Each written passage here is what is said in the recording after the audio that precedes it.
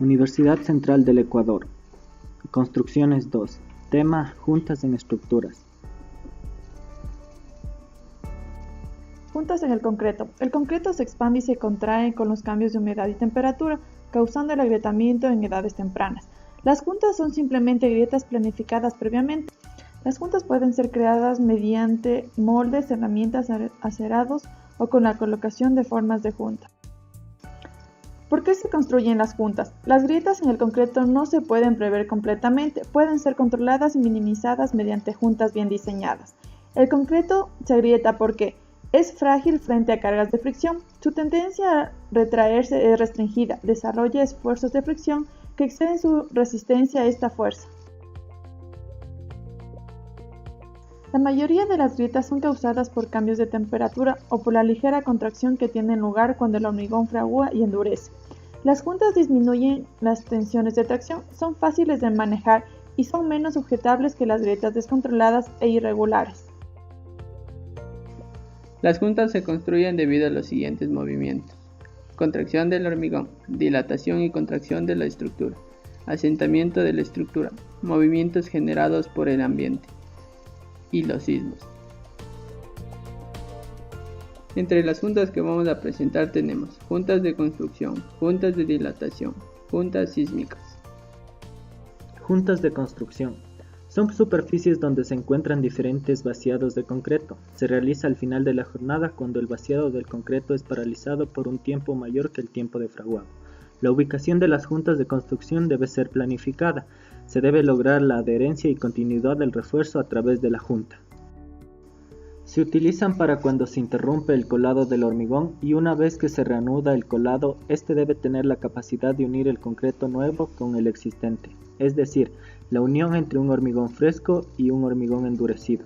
Tenemos las juntas longitudinales y juntas transversales.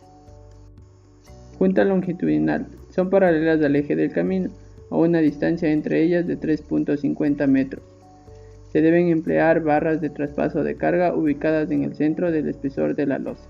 Se debe emplear barras de 650 milímetros de largo, 12 milímetros de diámetro y una separación de 650. Juntas transversales. Deberán ser construidas cuando hay interrupciones de más de 30 minutos. Se usan barras de transmisión de cargas de acero, las cuales tienen una longitud de 460 milímetros y ubicadas cada 300 milímetros. Juntas de dilatación. Es un espacio libre de cualquier material entre dos partes de una obra. Se dimensiona en función de las deformaciones posibles.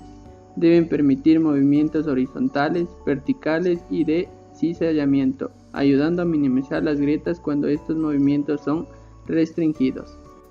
Debe resistir los esfuerzos debido a restricciones de flujo plástico. Tenemos en cuenta la influencia de las condiciones climáticas, selección y dosificación de materiales, mezclado, colocación y curado del concreto, grado de restricción al movimiento, esfuerzos debido a cargas de las cuales está sometido el elemento. Juntas de contracción. Se utilizan para cuando el hormigón es susceptible de sufrir cambios dimensionales debido al paso del hormigón fresco al hormigón endurecido o fraguado y a las variaciones de temperatura. Tenemos juntas de contracción en el hormigón fresco y juntas de contracción en el hormigón endurecido. Juntas de contracción en el hormigón fresco. Se construyen insertando por vibración pletinas en el hormigón fresco. El espesor de esta pletina es de 4 a 6 milímetros. Se introduce a una altura de 1/3 del espesor del pavimento. Una vez retirada la pletina vibradora, se introducirá una tablilla no absorbente.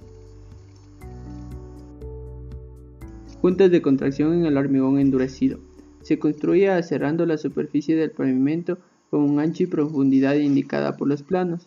El espesor recomendado es de 5 milímetros a 8 milímetros. Una profundidad igual a 1/3 del espesor del pavimento. Juntas sísmicas. Son espaciamientos que se dan a las edificaciones de gran magnitud. Se busca que sean de forma regular para un buen comportamiento ante un sismo. Se deben tomar en cuenta las siguientes consideraciones. Regularidad en planta. Deben tener formas rectangulares o cuadrangulares cuando su relación y largo y ancho sean menor o igual de 4. Regularidad en elevación. En el caso de que no se cumpla, se deben descomponer en formas rectangulares aisladas. Simetría. La edificación y los módulos que la conforman deben ser simétricos con respecto a su eje. Deben evitar torsiones de toda la edificación.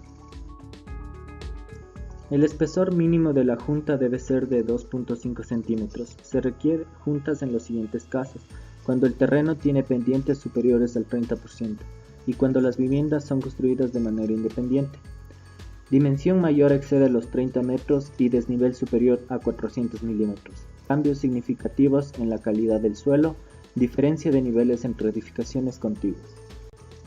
En caso de unidades habitacionales compuestas de varias viviendas, se requiere juntas constructivas en los siguientes casos: cuando la dimensión mayor de la unidad estructural exceda 30 metros, cuando se presente un cambio en el nivel de la terraza mayor a 400 milímetros, cuando existan cambios significativos en la calidad del suelo, cuando exista diferencia en el número de niveles de edificaciones continuas y cuando en dos edificaciones contiguas los niveles de entrepiso no coinciden.